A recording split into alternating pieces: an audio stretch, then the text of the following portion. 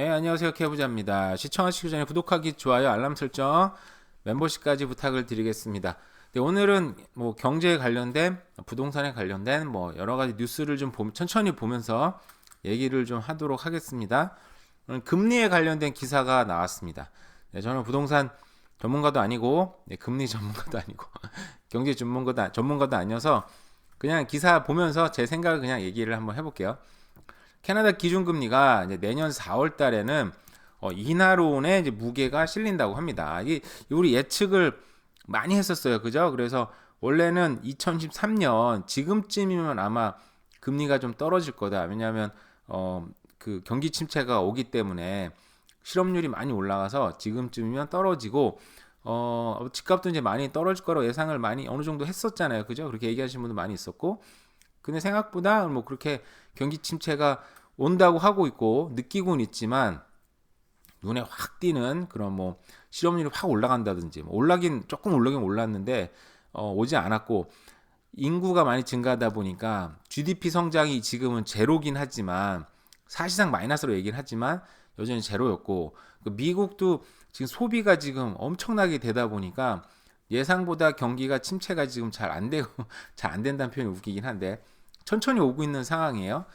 그런데 이제 내년 드디어 4월 달에는 금리 인하론에 이제 무게가 실렸다고 하는데요. 시장 참여자가 30명인데 아마 전문가지 않을까 싶어요. 뭐 좀 아무래도 경제를 잘 아는 뭐 은행이나 이런 전문가들한테 설문조사를 했는데 자, 이제 금리 인상의 정점에 이제 도달을 했다. 이렇게 얘기를 한다고 하고 그 내년 4월 달엔 지금 이제 기준금리가 5%잖아요. 캐나다 중심으로 얘기해 볼 때 내년에는 4.75로 이제 떨어지지 않을까 뭐 예측을 이렇게 했다고 합니다. 근데 지금 미국도 파월도 얼마 전에 연설을 했잖아요. 그래서 그 전에 이제 스탠스랑 좀 달라졌던 게 금리 인상이 이제 끝이 될 수 있다니 그런 식으로 약간 이제 어떤 뉘앙스를 좀 남겼다 그러더라고요. 그 정확한 워딩은 저도 기억을 안 나는데 그러다 보니까 미국도 이제 금리 인상이 이제는 끝났다. 왜냐하면 경기 침체가 지금 너무 눈앞에 오고 있고 그죠? 어떻게 보면 굉장히 많은 어떤 뭐 비즈니스라든지 이런 많이 힘든 부분이 많이 생겼잖아요, 실제적으로. 그래서 내년 4월 때는 아마 떨어질 것 같다. 근데 이게 뭐 이렇게 결정이 된 건 아니고요. 여기 읽어보면은 시장 참여자들이 누군지 모르겠는데 28명이 기존 전망보다 한 달 늦은 2024년, 그러니까 내년이죠. 내년이 거의 다 왔습니다. 근데 4월 달에는 금리 인사가 시작될 것이다. 뭐 예측을 이렇게 했다고 합니다. 저도 지금 개인적으로는 사채가 이제 거의 끝날 때가 됐어요. 콘도를 살 때 제가 이제 사채를 썼잖아요. 근데 그 사채가 드디어 이제 갱신할 때가 돼서 저도 기존 은행에서 이제 정상적인 뭐 사채가 비정상적인 건 아니지만 정상적인 모기지를 받을 때가 돼서 웬만하면 조금 떨어진 걸 받고 싶다 하는데 만약에 전망이 저렇게 되고 실제로 저는 4월 달 전에 받아야 되는데 이게 좀 떨어진다 그러면 좀 더 이제 그래도 조금 유리하게 받을 수 있지 않을까 그런 기대가 됩니다. 그죠?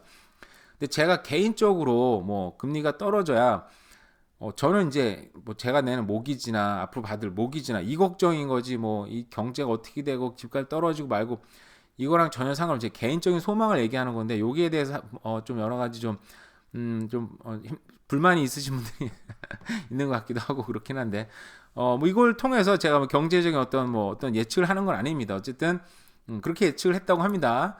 자, 뉴욕 증시도 금리 인상에 미국도 금리 인상이 이제 동결하는 거를 기대를 하고 있고 그죠? 아까 말씀드린 대로 파월도 거기에 대해서 어느 정도 얘기를 했다고 해요. 그래서 아무래도 미국도 아마 확실하게 멈추면 캐나다가 지금 좀 선제적으로 움직이는 부분이 있잖아요. 그래서 저도 가끔씩 이제 뭐 한국 뉴스 보면 캐나다 연방준비은행이다. 캐나다 중앙은행이 금리를 동결했다고 뉴스가 나오더라고요. 그래서 캐나다는 캐나다 중앙은행 때문에 뉴스가 가끔 나오는구나 하는 생각을 했었는데 결국 미국도 좀 멈추지 않을까 이렇게 기대를 하고 있다고 합니다. 한편에는 전국 임대료가 지금 사상 최고 전국 임대료가 부르는 게 값이라고 합니다. 또 최고가 행진. 저는 이제 임대 뉴스를 이제 가끔 보는데 뭐 여기를 날 때뿐만 아니라 일부러 찾아보기도 해요. 그 이유가 왜냐하면 여기서 그 저희는 캐나다 같은 경우는 소위 말해서 전세가 없잖아요. 전세가 없다 보니까 저는 그냥 단순하게 렌트비가 올라가고 사람들이 렌트에 몰리는 건 저는 이게 실제 부동산 수요라고 생각을 하고 그냥 보고 있어요.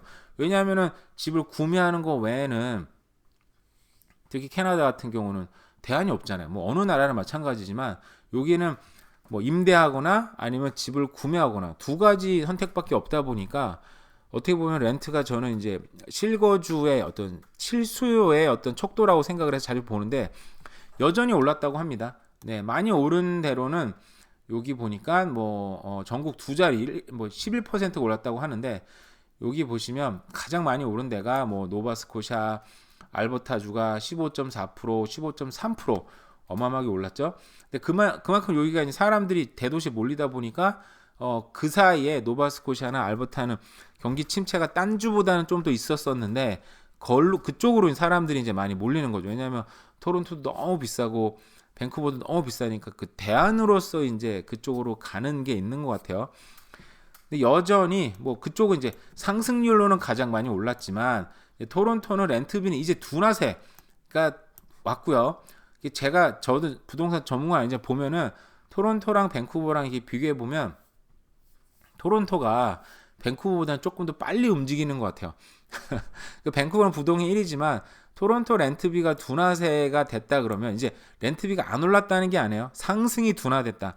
그러니까 렌트비가 떨어지기 시작하면 확실히 경기 침체나 이제 부동산에 약간 침체가 올 가능성도 확실하게 올 텐데 아직은 상승이 둔화된 거고 밴쿠버는 여전히 부동의 1위. 아까 제가 지금 이 뉴스를 찾았었는데 제가 올려놓지는 않았는데 지금 미국에서 설문조사를 했는데 밴쿠버가 가장 내가 이사 가고 싶은 도시 3위로 뽑혔대요. 미국에서. 저도 이해가 안 가더라고요. 1등이 두바이였고 두바이도 되게 의외였어요. 사람들이 미국에 사는 사람들이 이사 가고 싶은 도시로 두바이는 저도 가보지는 않았고 뉴스나 이제 그런 관광 그런 프로 보면 나오니까 굉장히 세련된 도시고 멋있다. 저기 한번 가보고 싶다는 생각이 드는데 뭐 이사 가고 싶다는 생각은 안 들었지만 뭐 이사까지 가고 싶나 싶은데 어쨌든 토론토가 아니다. 밴쿠버가 3등이 나왔습니다. 그만큼 토론토에 우리 밴쿠버에 살고 있지만 막상 살다 보면 뭐 이렇게 좋은 도시인가 싶어요, 사실은.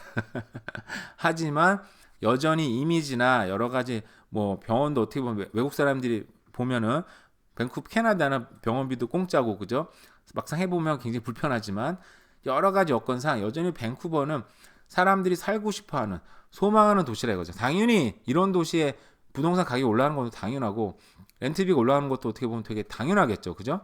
그러니까 어쩔 수 없다. 이런 대도시에 사는 토론토에 살고 밴쿠버에 사는 어떤 그런 뭐라고 표현해야 되나 그런 세금을 내야 된다 그런 대가를 치러야 된다 생각은 들어요. 어쨌든 밴쿠버는 여전히 부동의 1위를 차지하고 있고 근데 상승비는 7.7%인데 워낙 비싸다 보니까 이렇게 상승해도 워낙 비싼 곳이죠, 그죠? 그렇습니다. 그래서 여전히 부동산은 실수요는 여전히 굉장히 높다. 그런 대기 수요는 여전히 높다라고 생각을 할 수가 있겠습니다. 다음 뉴스는요. 제목이 이거 아닌데? 갑자기 남현이가 나오고 전청조 때문에 지금 남현이가 엄청 뉴스에 나오고 있어요. 어쨌든 이건 딴 뉴스고 자, 전쟁보다 무서운 중국의 침체.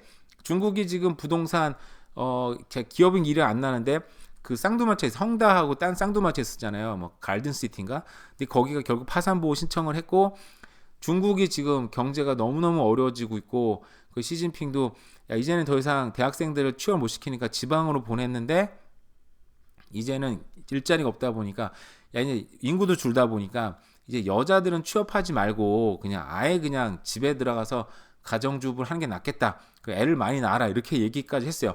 시진핑 이 정도까지 얘기할 정도면은 중국 경제가 정말 너무너무 어려운 것 같은데 중국의 경기 둔화 우려에 기름값이 지금 하락이 내고 하루에 4%대 급락도 일어났고요. 한때는 전쟁이 일어났으니까 뭐 150불 여기 250불까지 전망이 나왔다고요. 어쨌든 세계 은행에서는 150불까지 전망을 했지만 지금은 70불대로 떨어지고 있습니다. 전쟁 나기 전에는 그래도 82불 했다가 전쟁 난 직후에는 뭐 90불까지 막 뚫고 올라갔다가 다시 또 계속 떨어지면서 이제는 77불까지 떨어졌다고 합니다. 제가 전쟁이 확전되기는 좀 어렵다고 말씀을 드렸잖아요. 그죠? 정황상 전문가는 아니지만 그러다 보니까 지금 오늘도 지금 거의 3%에 맞는 급락이 되고 있네요. 기름 며칠 전에 만땅을 채웠는데 또 그새를 못 참고 또 이렇게 기름값이 막 떨어지고 있습니다. 아마 내일이나 내일 모레 정도 되면 아마 160 제가 넣을 때가 169였어요. 그래서 이거보단 더 안 떨어지게 싶어서 후다닥 넣었는데 이렇게 되면 아마 160대 초반까지도 아마 떨어지지 않을까라는 생각이 드는데 모르죠. 또 여러 가지 이슈가 또 생겨서 그렇게까지 안 떨어질 수 있는데 어쨌든 기름값이 지금 많이 떨어지고 있는데 이건 전쟁 위협뿐만 아니라 지금 중국이 경기 침체가 지금 확실하게 오고 있다 보니까 지금 굉장히 힘든 거죠. 미국 에너지 정보청도 EIA라는 곳에서도 지금 전 세계 지금 수요가 지금 많이 줄 것 같다라고 얘기를 하고 있습니다. 그렇게 보면은 어떻게 보면은 인플레이션이 지금 우리가 기름이 많이 올라가지고 인플레이션이 많이 오랐다고 느낀 부분도 있잖아요. 뭐 거의 고기값, 빵 가격 많이 있지만 기름이 사실은 뭐 거의 2배 가까이 올랐으니까 그죠? 그리고 기름은 정말 매일매일 써야 되는 건데 근데 기름값이 이렇게 떨어지고 안정이 된다면 저는 이제 기름값이 떨어지면은 아까 얘기한 대로 기준금리가 이렇게 막 이게 뭐야 그 물가 때문에 많이 올렸었는데 물가가 확실히 떨어지는 게 기름값으로 나타나고 그리고 어쨌든 지금 집값도 지금 소강 상태임이 좀 지금 떨어지고 있습니다. 이러면은 금리 인하가 좀 빨리 되지 않을까. 그리고 경기 침체도 눈앞에 있으니까 그렇습니다. 그래서 캐나다 주민의 81%는 캐나다 외식비가 너무 비싸다. 전국의 식당의 51%는 최근 들어서 매출 감소를 겪었다고 합니다. 네, 이 사진 보니까 굉장히 화기애애한 그런 분위기긴 하긴 한데 이렇게 좋은 곳에서 외식을 하는 게 요즘은 음식값도 음식값이지만 정말 팁 때문에 너무 눈치가 보이고 외식하기가 쉽지 않은 부분이 있어요. 왜냐하면은 저번에 얘기했지만 팁을 많이 주자니 솔직히 좀 아깝고 그래도 주긴 주는데 그죠? 그러다 보니까 팁 때문에 힘들다. 근데 무려 81%가 너무 올랐다. 근데 이게 자본주의잖아요. 누가 우리를 식당 가라고 막 때리거나 막 목덜미를 잡고 끌고 가지 않습니다. 그죠? 그러니까 결국 비싸면 어떻게 해요? 그러면 꺼리게 됐다. 안 간다. 혹은 못 간다. 그래서 저는 옛날부터 솔직히 마음이 뭐 돈이 있든 없든 그걸 떠나서 그냥 그 푸드코트가 제일 편하더라고요 보니까. 왜냐면 거기는 뭐 자리 오랫동안 차지하고 이런저런 얘기하고 커피도 팔고 다양하고 음식도 값도 싸고 그죠? 그래서 가장 마음이 편해서 제가 제일 선호하는 곳은 오히려 푸드코트예요. 근데 푸드코트를 많이 이용하다 보니까 푸드코트의 특징이 대화하기가 쉽지 않더라고요. 너무 시끄러워서 그 소리가 땡땡땡 울리잖아요, 그죠? 그래서 어떨 때는 이제 좀 푸드코트도 그런 뭐 단독 매장 있는데 그러니까 뭐 팀홀튼이든 아니면은 그 어디죠? 뭐 햄버거 파는 뭐 버거킹이든 어디든 간에 그냥 단독 매장 있는데 좀 외진데 가면은 거긴 조용하면서도 좋더라고요. 그래서 오히려 사람 만날 때는 좀 그런 곳을 좀 선호하긴 하는데 어쨌든 이렇게 외식비 인상에 식당 및 매출도 이제 감소를 하고 있고 그 레스토랑에 최근 들어 캐나다 식당 51%가 이전보다 매출이 감소했으며 이는 높은 음식 가격 때문에 그렇게 되고 있다라고 나타난다고 합니다. 결국은 이렇게 되는 것도 결국은 경기 침체의 이제 신호라고 볼 수 있는데 경기 침체가 계속 되다 보니까 제가 전에 얘기했지만 주 수상들까지도 이제는 목소리를 내고 있어요. 그 금리 인상 좀 그만해 뭐 그렇게 한번 얘기해가지고 지금 어쨌든 이제 방향상 보니까 기준금리도 이제 못 올릴 것 같고 이제 어떻게 보면 내년 4월 달에 이제 어떻게 보면 하락도 나온다 이렇게 얘기를 하고 있는데 여기서는 지금 탄소세까지 논란이 됐다고 합니다. 이게 이제 공평하지 않다. 왜냐하면 뭐 자세한 얘기는 알 필요 없고요. 그냥 대서양주 쪽에 조금 더 유리하게 이제 했는데 BC주는 거기 혜택을 주는데 면제 조치가 이제 BC주는 포함이 안 되다 보니까 EB 수상도 모든 주가 공평해야지 왜 이런 목소리 내겠어요. 지금 사람들이 조금 어려워지다 보니까 사람들을 위한 지금 정치인들이 노력을 하는 중인 거. 좋게 얘기하면은 이 유권자들을 위해서 이제 일하는 중이시고 나쁘게 좀 안 좋게 얘기하면 지표를 받기 위해서 지금 열심히 목소리를 내는 중인 거죠. 중앙 정부나 이런 정부 기관들이 이 수상들이 요즘에 좀 목소리를 많이 내고 있어요. 왜냐하면 경기 침체가 눈앞에 오다 보니까 사람들 힘들어지면은 누군가 내가 힘들어지면 사람 성향이 이렇더라고요. 내가 힘들어지거나 안 좋아지면 누군가가 비난할 대상을 찾습니다. 그죠? 쉽게 찾을 수 있는 게 이제 정치인들이고, 그죠? 내 주변의 사람들이에요. 그런 자기가 힘들어지고 어려워질 때 그 원인을 나에서 찾고 그걸 고치는 사람들은 대단히 성공하는 사람들인 거죠. 쉽게 얘기하면은. 왜냐 남한테 손가락질하고 남을 욕하기는 참 쉽지만 그 손가락을 나한테 돌리고 내 발전을 이루는 사람들은 굉장히 대단한 사람 될 것 같은데, 어쨌든 정치인들이 이걸 잘 아니까 목소리를 요즘에 지금 많이 내고 있어요. 어쨌든 이렇게 뭐 제가 그때 얘기한 것대로 이렇게 정치인들이 목소리를 내는 한 중앙 정부도 뭐 독단적으로 움직이는 쉽진 않다 생각이 들어요. 이 다음은 많은 분들이 아실 건데 물 좀 마실게요. 잠깐만.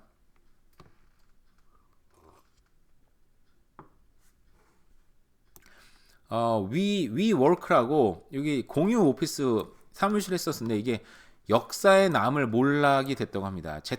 그 팬데믹 때 재택근무가 급증을 했고, 이게 지금 팬데믹 사실상 끝났는데 사람들이 일하러 돌아가기 싫고, 그죠? 그리고 그러다 보니까 효율이 떨어지는 데는 야 와서 일해야 했는데, 어떤 회사들은 또 이 기회에 그냥 모든 그 뭐라 그러죠? 그냥 오피스를 다 정리해 버려 가지고 렌트비가 많이 나갔으니까, 그래서 차라리 그냥 네 방에서 일하고, 난 가서 일하고 싶어 그래도 오지 마. 책상이 없어, 의자가 없어. 그냥 몇 개는 남겨놨지만, 그래서 너 그냥 집에서 일해. 대신에 네 책상도 사주고 컴퓨터도 사주고 프린터도 사주고 다 할게. 주변에 보니까 그런 사람도 있더라고요. 그래서 너무 부러워요. 저는 왜냐하면 저는 그 요양병원에서 요양병원 아니지만 그냥 쉽게 설명하기 위해서 전 요양병원에서 일을 하다 보니까 재택근무 자체가 이제 불가능한 곳이죠. 왜냐하면 사람들 직접 케어해야 되니까. 그래서 저는 재택근무하는 사람들이 너무 부러워요. 그래서 우리 일하는 사람끼리 모여서, 간호사끼리 모여서 얘기할 때도 우리도 한번 재택근무 해보고 싶다. 컴퓨터로 이렇게 약 주고 막 하고 싶다. 근데 절대로 될 수가 없죠. 어쨌든 이 금리 인상의 경영난이 됐고 재택근무가 시작이 됐고, 손정희는 22조를 투자했는데 이거 다 날렸다고 하더라고요. 어제 기사 보니까. 근데 저는 이제 재택근무 위워크의 가장 뭐라 표현해야 되나, 이 힘들어졌던 점은 뭐 제 생각이에요. 제 생각. 이 뭐 돈을 버는 구조가 굉장히 단순했어요. 어떻게 보면. 물론 이제 그냥 건물을 산 게 아니고 건물을 임대를 해서 거기에 이제 사무실을 꾸며놓고 좀 더 비싼 임대료를 받는 어떻게 보면 차익을 먹는 구조였잖아요. 그러니까 이게 새로울 게 없다는 거죠. 그죠? 그러니까 저 구조 잘못됐다는 게 아니라 누구나 저렇게 돈을 법니다. 제가 볼 때는.